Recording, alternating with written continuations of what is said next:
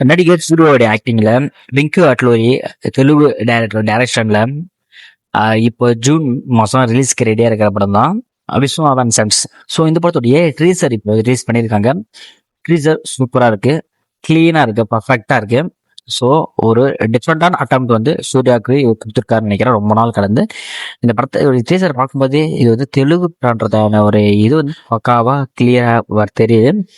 So genre மாற்றக்கூடிய வெங்கட்லூரி வந்து இந்த வாட்டி வந்து கரெக்டான அந்த ஸ்டட்ஜில் வந்து மாற்றி சூர்யாவுக்கு ஒரு நல்ல ஒரு கம்பேக் படமாக வரும்ன்றதுக்கான வாய்ப்புகள் நிறையவே இருக்குது. ஸோ இந்த படத்துக்கு முன்னாடி கருப்பு படம் ரிலீஸ் ஆகிறதுக்கான வாய்ப்புகள் இருக்குது.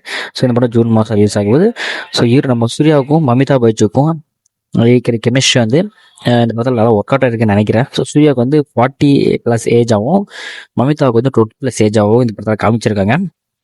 ஸோ 40 வயசு ஆகணும், இன்னும் கல்யாணம் ஆகாத ஒரு ஆள்.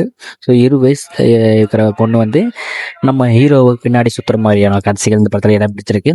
ஸோ ட்ரீசர் சிம்பிளாக இருந்தாலும் சூப்பராக இருக்குது. நீங்கள் இந்த ட்ரீசரை பார்த்துருந்தீங்கன்னா உங்களுடைய பேர் மறக்காமல் கமெண்ட் பண்ணுங்க.